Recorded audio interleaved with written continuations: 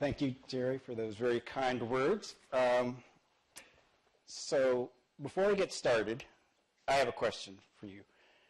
Who here knows what a Zestimate is? Oh, we're doing all right. And who knows the Zestimate on their home? All right. And who thinks it's too low? You know, this is, everyone always tells me the Zestimate is too low. And let me tell you, not everybody's estimate can be too low. I talk about the Zestimate because that's my day job. And so you don't like it, you know who to blame. So I want to give a very quick overview of the housing marketplace. You know, some of this we've already talked about, so I'll try to be brief. Then I want to get into the meat of the talk, and that's about the various imbalances in the market that are causing problems. And then I'll go into and what it bodes for the recovery, and I'll talk about our forecasts.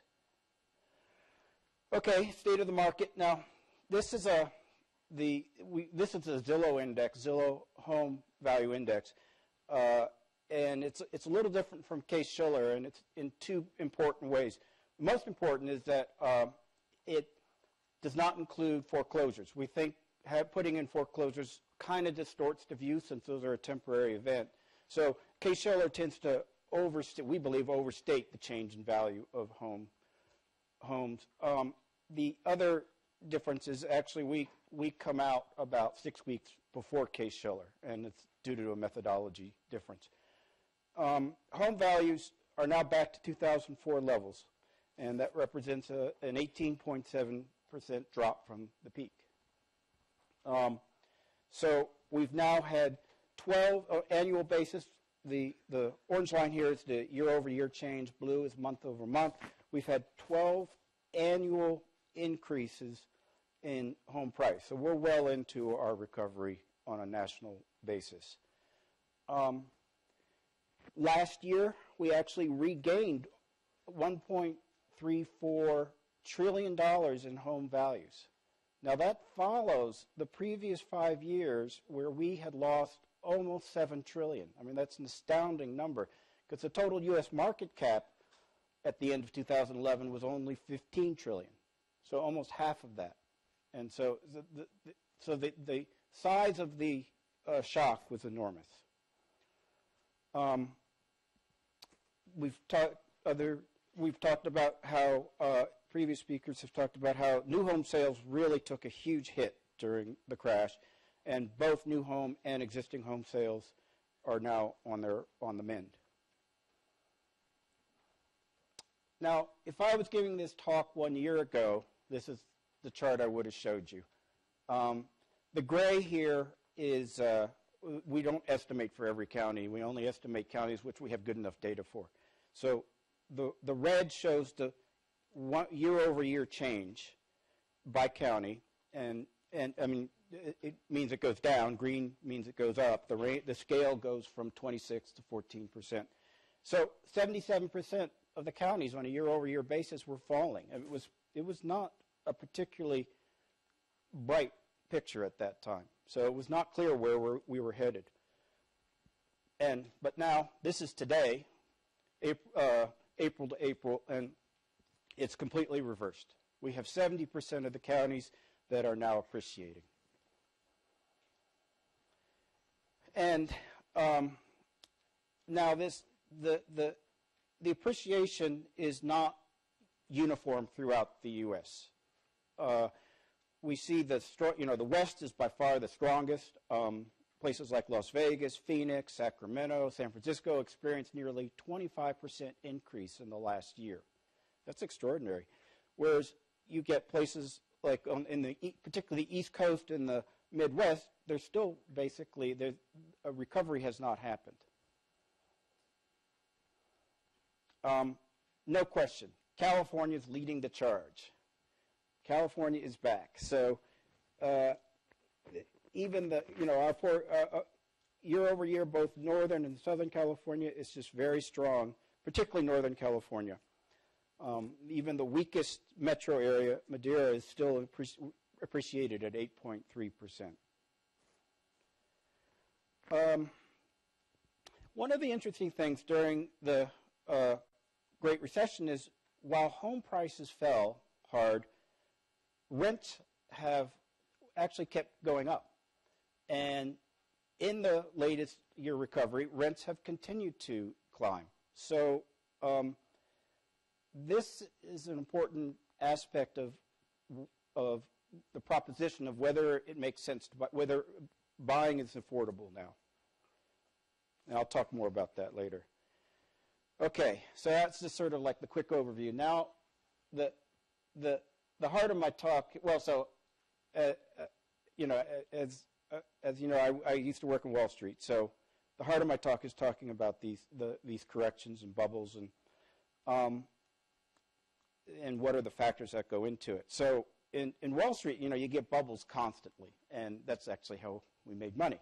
So and this is a chart of Netflix. It had gone up to 300, and then in the span of 5 months, it went down to 60, and then it goes up and goes down, goes up, and it's got this dampening oscillation. And so obviously equity market bubbles are completely different from housing market bubbles because equity is a liquid market. But this general pattern of overcorrection is something you see in marketplaces. And the question is, well, we're clearly on the green arrow on the way up right now, and where are we headed?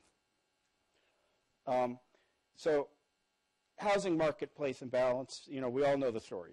We had free money given to everybody, then this credit freeze, all these foreclosures, Great Recession, and now we're moving past it. Part of the story is, so we've had this easing of credit, and we're seeing the foreclosures problem going away, at least in part of the country.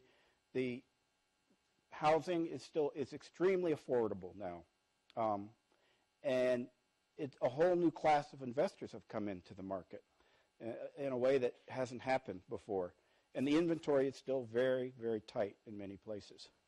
So that's causing our rebound, and the question we're faced is where are we going next? So the Hollywood version, of course, is we went from Flip This House to a show about flip men, which they basically bought foreclosed houses. And now the question is, where are we? And it's probably Flip This House has certainly come back in California, at least anecdotally. Okay, foreclosures are, in California, you have, we've largely worked through much of the foreclosure stock. So this is a chart of the number of foreclosed, or the percentage of the drop from the peak in the number of foreclosed homes that haven't been resold. So the peak was back in like 2008, and so and where we are now. And so the drop has in many of these metro areas, it's gone down by at least 70%, and some it's almost gone up by in the upper 90%. So California largely has worked through the foreclosures. Now, that's not true in the whole country. California is a non-judicial state. That means that foreclosures don't have to go through a court proceeding. Now, the other states like Florida, you do have to go through a court proceeding, and it takes much longer. So the blue line is the foreclosure rate. That's the number of homes that have been foreclosed, the number of houses that are on the market per 10,000 homes, and that are foreclosure properties. So in California, you can see we peaked in around 2008 and have dropped almost back to the 2006 levels, so pre-crisis. And Florida, on the other hand, the peak didn't happen until about 2011, and it hasn't dropped that much. So what does this mean? Well, for prices, California has enjoyed a very, very strong recovery. Florida, less so. Some metros in Florida have done well, but as a state, Florida hasn't done nearly as well. A second factor that is important in the recovery and that is still very persistent is negative equity. Negative equity means your mortgage is higher than the value of your home. And this has a huge impact on inventory. This chart shows you the range of counties from 1% up to 80% negative equity. And so that's incredible. So there's some counties, I think in Nevada, that where up to 80% of the homes of homes with a mortgage have negative equity. That's, you know, and so that's a big deal.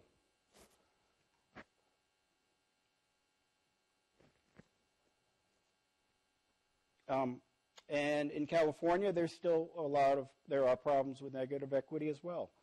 The central areas like San Francisco, Orange County, it's the pretty low percentage. But the outlying areas, it's still very high in many places. And those were the places that had the bigger drops. You know, Orange County and San Francisco didn't crash nearly as hard.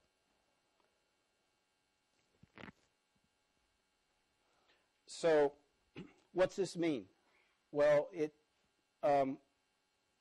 basically says that this is a plot showing the annual change in the for sale listings, so that's your inventory on the y-axis, and then the percentage of homes with mortgages in negative equity and on the x-axis. And so and the color of the points is just how much it has changed in the last year. So clearly, higher negative equity, lower inventory, and bigger price change.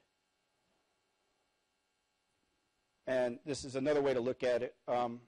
Here I'm showing the change in home values versus the inventory is measured by the change in the number of for sale listings, and the percentage of now colored by the percentage of homes with negative equity. Same story.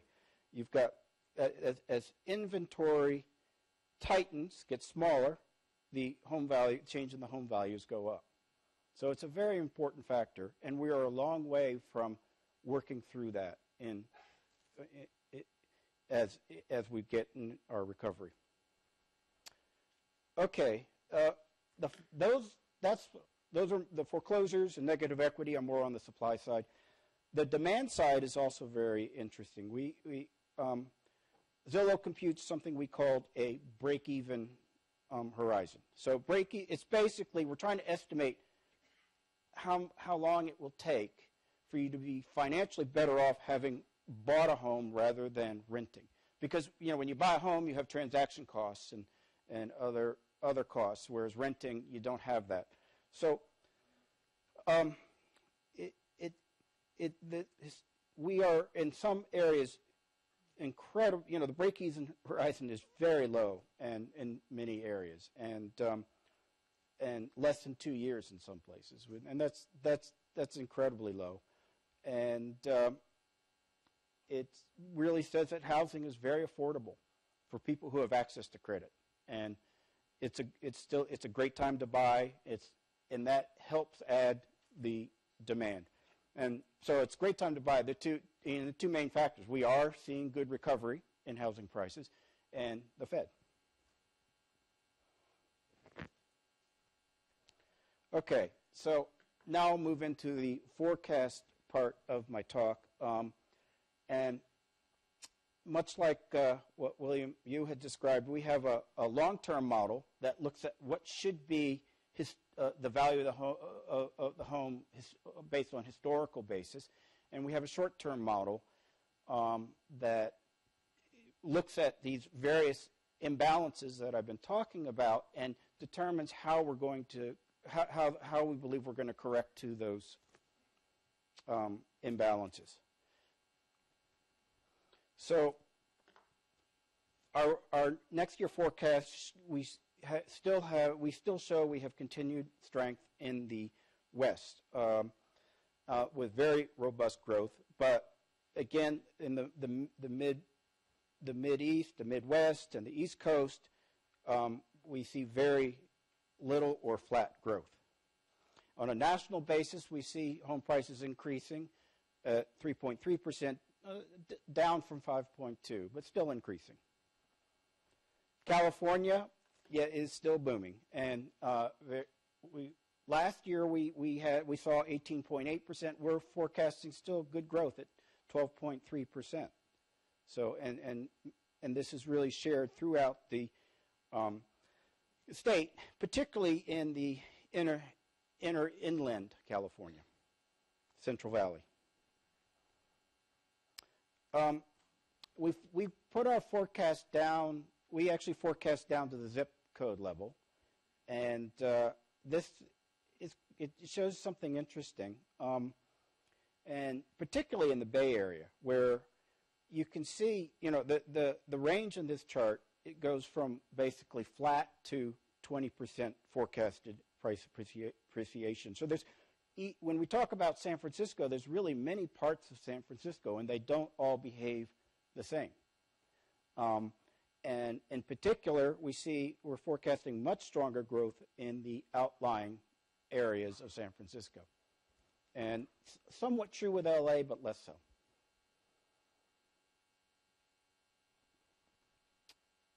Now, we have this long-term model, which I've talked about, which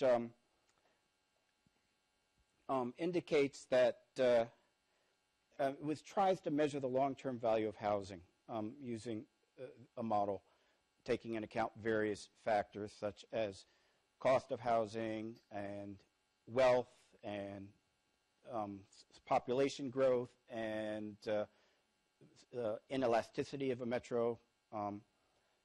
And so what that indicates, this is the for the U.S. the median value of house, and it says, well, roughly we're at par with historical norms. Now, when you look at it on a metro basis, obviously this differs everywhere, and I've chosen here San Francisco and Sacramento. So blue is the housing price, green is the long-term value forecast, and red is our forecasted for next year. And it indicates that San Francisco is actually above the long-term value, but Sacramento is below. And this is a story that is actually repeated in much of Central Valley and versus coastal. We're seeing that the coastal counties are actually above the long-term historical values, but the inland counties are significantly below. And this is an interesting story that we're going to look at in more depth. Now, that's much more true in Northern California than Southern California. You can see, particularly like LA, we still have the model still has its peg below the long-term value. Okay. Just do a recap. So we're still on the upswing. We are seeing a few signs of moderation, but we think the housing recovery will continue in the next 12 months. This is driven in large part by technical factors. We have negative equity problems. The markets are still very supply constrained, especially in the West. It's still a good time to buy. Mortgage rates are very low, and so for non-judicial states, we have really worked through foreclosures, so that won't be a drag anymore. Now, that's not true in the judicial states, but and so the big question is what's happening. I didn't call this a bubble, right?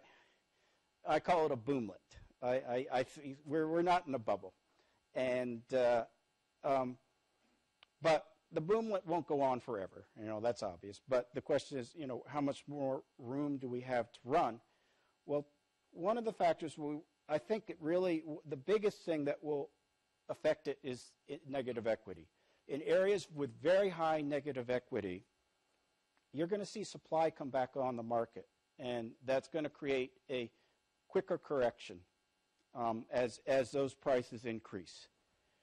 The second factor is the affordability angle, the demand side, and we believe that if we get an exogenous event that might tip the equation so that we could see a correction, but this is not. This is quite far out because we're not talking about anything like this happening in the near future. So we're still optimistic. So just a plug for Zillow.